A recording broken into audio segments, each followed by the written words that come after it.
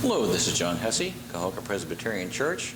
We're reading from Of Moose and Men by Tori Martin and Doug Peterson. Reading the chapter entitled Safecracking.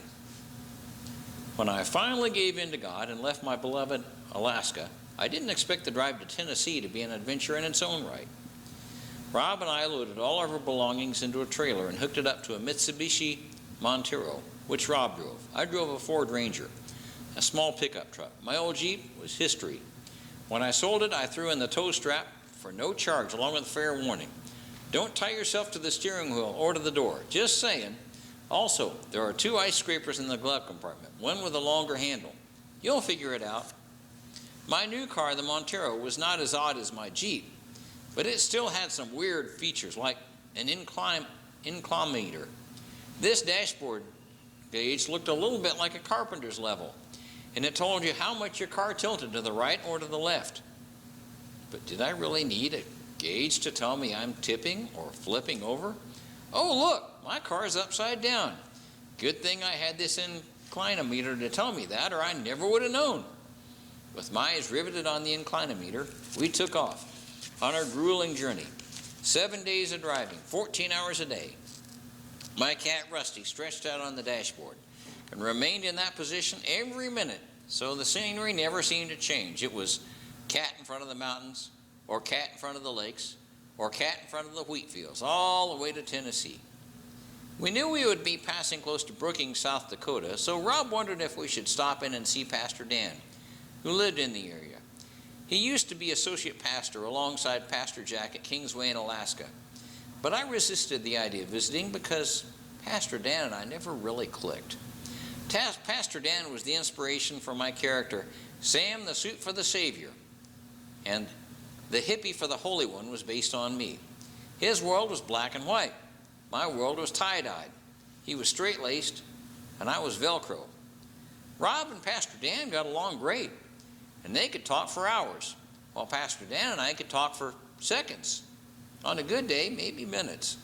Whenever we did talk, Pastor Dan would tilt his head and squint at me as if he were studying a science experiment that had gone terribly wrong.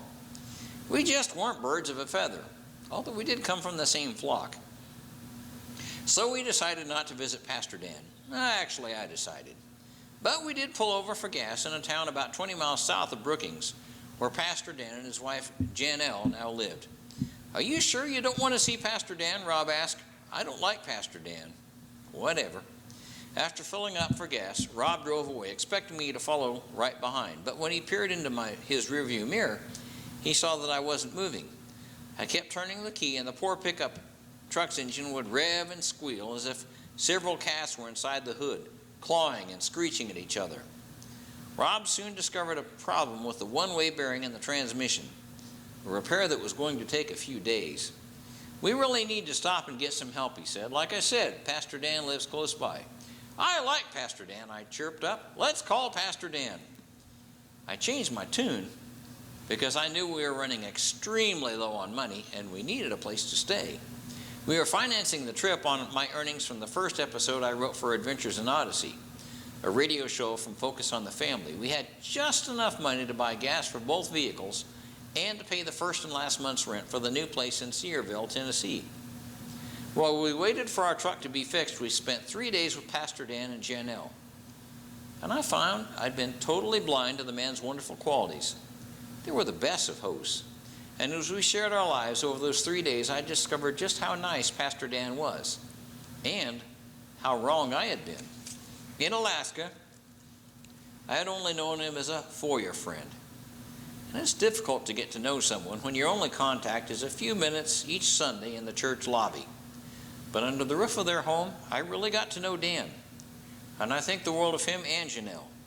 I repented of my judgmental attitude, but we still had a problem. Our repair was going to be pricey.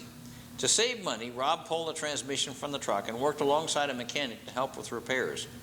But even with Rob's assistance, the repair was not going to be cheap. We have to do something to pay back Pastor Dan and Janelle for their hospitality, I told Rob as our day of departure neared. When someone puts you up in their house, you take them out for dinner as a thank you. That's what fancy people do. We're not fancy people, Rob deadpanned, and we don't have the money to take them out to eat. I don't care. We still have to do it. Whatever.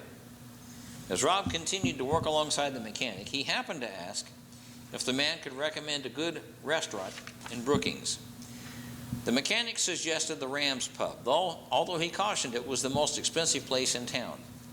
Rob stiffened at the idea of parting with any more money, but that's when the mechanic added a crucial bit of information.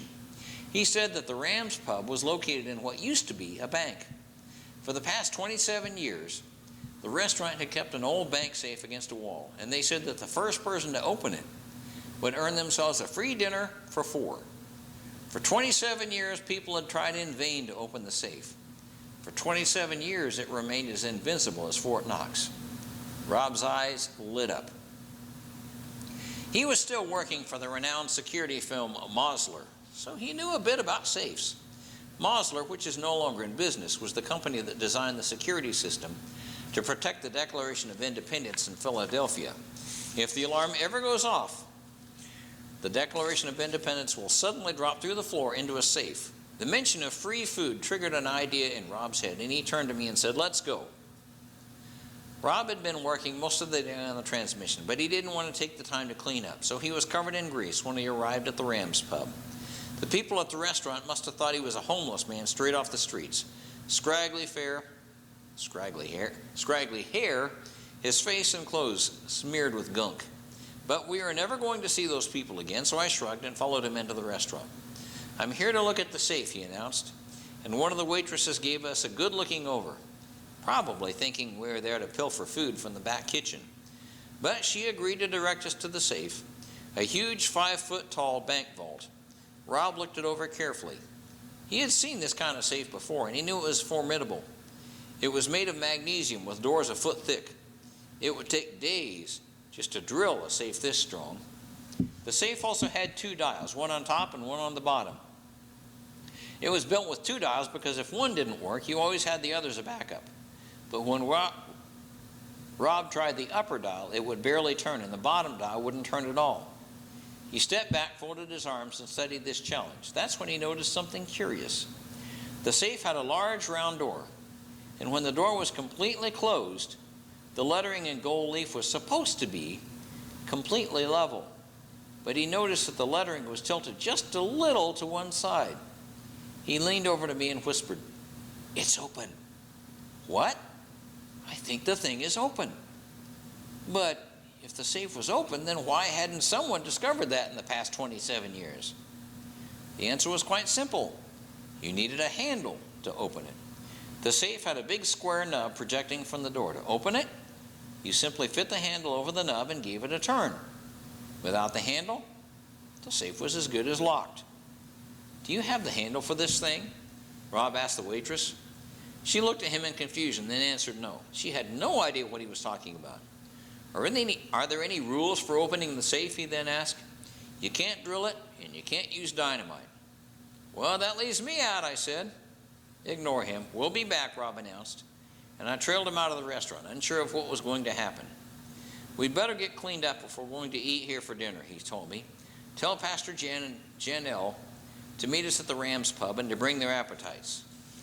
I was afraid he was being a bit overconfident as we returned to Pastor Dan's house, where Rob washed up and grabbed a huge wrench about 2 foot long. Then we returned to the Rams Pub, but this time I was too embarrassed to go in.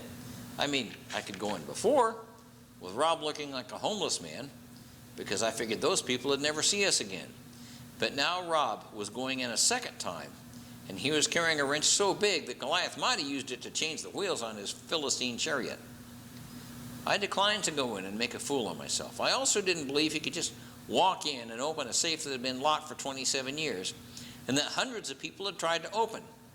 So, while Rob went into the restaurant, I headed over to the Hallmark store, which was having a closeout sale.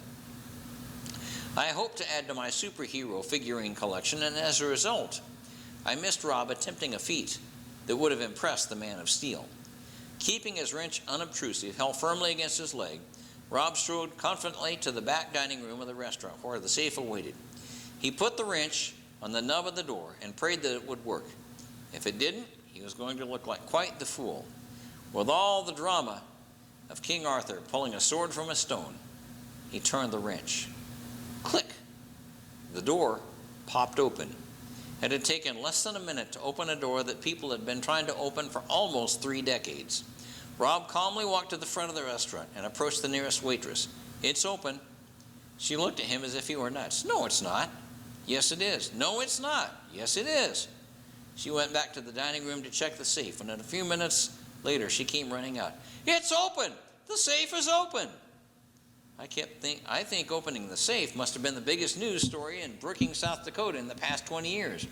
Reporters from the local radio station and newspaper arrived for interviews, and Rob wound up on the front page with a photo of him sitting on top of the safe with a huge wrench across his lap. When Pastor Dan and Janelle heard what had happened, they were astounded. "Do you have any idea how many people try to open this safe every single week? You are officially a Brookings hero." Even the local police force was impressed. Rob was pulled over for making a U-turn later that evening. But when the policeman found out that this crazy Alaskan was the guy who opened the safe, he let Rob off with a warning. That night we dined in style, steaks all around. We never could have afforded such a feast. We had every appetizer imaginable, ordering from the menu as if it were a shopping list. The last time I passed through Brookings, Rob's photo was still on the back of the menus at the Rams Pub. So what was in the safe? The safe. Jewels, bricks of gold, lots of cash, valuable stock, a priceless painting? Nope. Inside that safe were a teller's receipt and a small piece of carpet. That's it. Which only goes to show, treasure is not always found where you expect. For 27 years, people probably thought there were stashes of money inside that invincible vault. Much the way people thought there would be riches inside Al Capone's vault when it was opened in the infamous TV spectacle in 1986. All they found in the Capone safe were dirt and a few empty bottles. But we still managed to find treasure in Brookings, South Dakota, even though we didn't find it in the vault. I discovered that if you really make an effort to know a person, you can find priceless riches in people you never would expect. People like Pastor Dan. Back in Alaska, I had known Pastor Dan only on the surface. But when I put out the effort and got to know him, when I got beyond the sport coat, I found him to be a treasured brother in Christ and a great guy. It's a shame it took a broken down car to learn this. Deuteronomy 7 verse 6 says, "For you are a people holy to the Lord your God. The Lord your God has chosen you out of all the peoples on the face of the earth to be his treasure, his treasured possession." God spoke these words to Israel, a small country filled with the most unlikely of saints. On the surface, they are a ragtag bunch of herdsmen, descended from a wandering dreamer named Abraham. But dig beneath the surface, and you find a chosen people from whom the Messiah would come to save the entire world. Now that's what you call buried treasure. Our neighbors, friends, and family members may not always strike us as the most interesting people in the world, or the easiest people to get along with. They may seem like people we couldn't have a long conversation with if our lives depended on it. But dig deep, they might just be waiting to connect, like a safe that sits for 27 years, with no one realizing that the door was open all along. In the King James Version, Exodus 19:5 describes the people of God as a peculiar treasure. The same applies to the saints in the pews next to you. We're peculiar, that's for certain. But we're also treasures, every one of us. And thank you very much. God bless you.